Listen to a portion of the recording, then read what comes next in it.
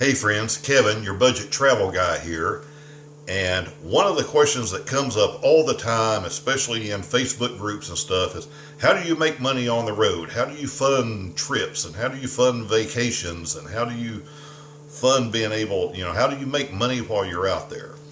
Well, there's lots of ways, and you can pick up jobs on the road, and a lot of this has been covered, and I can do some videos on that too. But one of the easiest ways to make some money is by buying and selling things.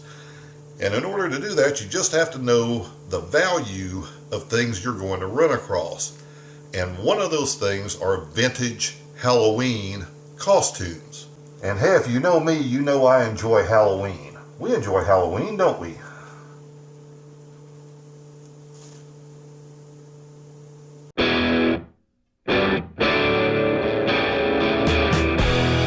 Okay, now if you're going to buy and sell things on the road, you're in a van or you're in a small RV, you need things that are small. And if you want to see more videos on different things that I can show you how to buy and sell on the road, let me know that down in the comment section. But what I want you to understand is vintage Halloween costumes, there's some big money in a lot of these. And you can pick these up, you can run across them if while you're out and about in your travels, you're going to thrift shops or you're going to yard sales or garage sales or what have you. Now, there were, in its heyday, which lasted through about the early 90s, now you have all this junk, it's made in China, and it's the world we live in. But from the late 20s, 1930s, up until the 90s, and with the heyday for it being up until about 1982, these costumes, which were a mask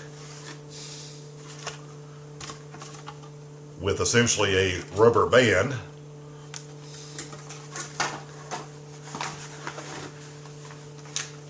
and a vinyl smock. Now, those of you that may be probably under the age of 35, this was certainly before your time. But if you were a kid growing up in the 50s, 60s, or 70s, this was a big deal.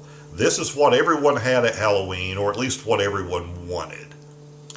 And the main companies for this were a company called Ben Cooper and a company called Collegeville, which was out of Collegeville, Pennsylvania. So in its heyday, a lot of these things were actually American made, times gone by. And I'm going to throw up in this video also what some of these things have sold for recently on eBay. Now, some things you pick up along the way are small enough you could actually sell while you were on the road if you were on the road for a while. Some of these things you're going to grab and bring back to your home base or back to your home when you're done with the trip, and then you can sell them. And of course, this is the perfect time. They'll bring a little bit more money this time of year near Halloween, but these things will pretty much sell consistently throughout the year. So the better condition you can find things in, of course, the more money it's going to bring. Now, the box on this one is not perfect. It has some writing. Now, it does have the window screen in it. The better this box is in, the better you're going to do. And it may be the difference between getting $40 out of one of these and $100 out of one of these. But still yet, if it's something you can pick up for a couple of bucks along the way, you're doing well. Now, are you going to be able to find 50 of these on a trip? No, probably not. But you can keep your eye out, and this is one of many things. And like I said, if you want to see some more videos on these types of things that I look out for and pick up while I'm traveling, that I know I can make money from. Maybe not that day, but I know I can list on eBay and I can sell. And I can sell pretty easily, and I can sell for a very good profit. Now, some of these, when you get into these costumes, some of these were officially licensed, some of these were not. And the licensing, like Frankenstein, would bounce back and forth between these different companies every few years. So, like with Collegeville, you will have years you have an official Frankenstein, and you will have years like this one that they didn't have the license and it just says Monster. Still yet, these are worth money. Now, what got me thinking about this again and looking up and being surprised and figuring out what this stuff was worth is a few years back we had some friends that moved up to the Philadelphia area, and we went up to see. This was, I don't know, 5, 6, 7 years ago. And they're out, 20 miles, whatever, from Philadelphia, where they were actually living at the time. And it was this town called Collegeville. And I kept looking at Cindy and going, why do I know this name, Collegeville? And she's like, I don't have a clue. And I'm thinking, why is this so familiar to me? And it finally clicked. Collegeville. This was the name that was on all of these that I had as a kid and that I would see in stores as a kid. Again, all of these companies, older companies, folded or were bought out or whatever in the early 90s. So companies like that are gone. But it got me thinking, oh yeah, I had these as a kid, and I would just, look stuff up, and I saw that these things were bringing some pretty big money. And so I started picking them up when I was out and about and sold them for good money. Now, you would think that something licensed and really popular, Superman is going to be worth more than generic Monster. May or may not be true, because what happens is when stuff is licensed, the most popular stuff they make more of, and that's what more kids buy. And some of your obscure stuff that you may have never heard of or ever seen, and that nobody probably really wanted at the time, so they didn't make a lot of it, they didn't sell a lot of it. In collectibles, those are the things that are going to be worth a lot of money. Right? So if you can find one in a really nice box, it really doesn't matter what character is in it. You can kind of date it back.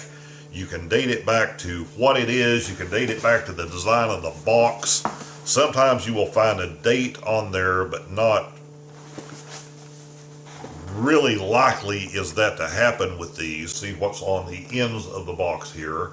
But one thing that will help you date these to the time period, and both of these are from the early 70s. One of these retail price was $1.88.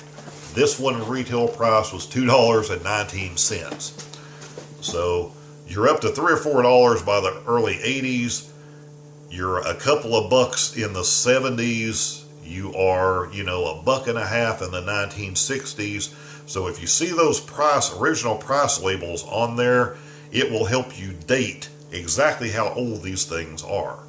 And just a little bit of oddball, interesting history that I've found out in the last few years from doing research on these things.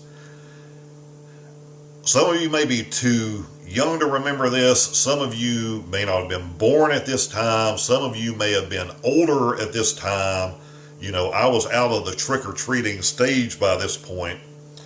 But the early 80s, 82 I think, you had essentially the Tylenol scare. And if you don't know what that was, this was really the first tainted consumer product that got pulled off the market. Somebody poisoned this stuff. Some people bought it and took it and got sick. Some died. It was pulled off the market. This is why we now have tamper-resistant things on all of these pills and medicines that we buy, because you just didn't have that before that. But when this happened in 1982, it set off a lot of shock waves, and a lot of people worried. And one of the things that really suffered at the time, the next year or two, was Halloween. And a lot of parents were afraid to send their kids out trick-or-treating, afraid that they would end up with, from some nut with tainted candy like they had done with the Tylenol. And of course, with less kids going trick-or-treating, there were less costumes sold. And these costume companies pretty much this was the beginning of them ending up in financial trouble.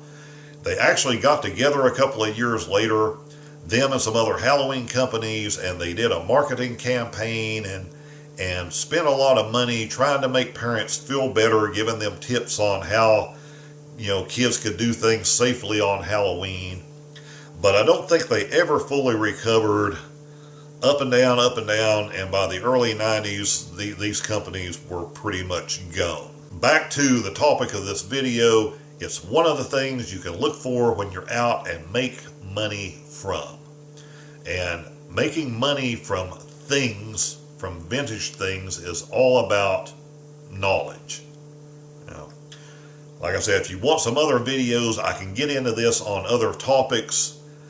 With most products, whatever genre you want to pick, 95% of those things will be worthless, will not be worth your time.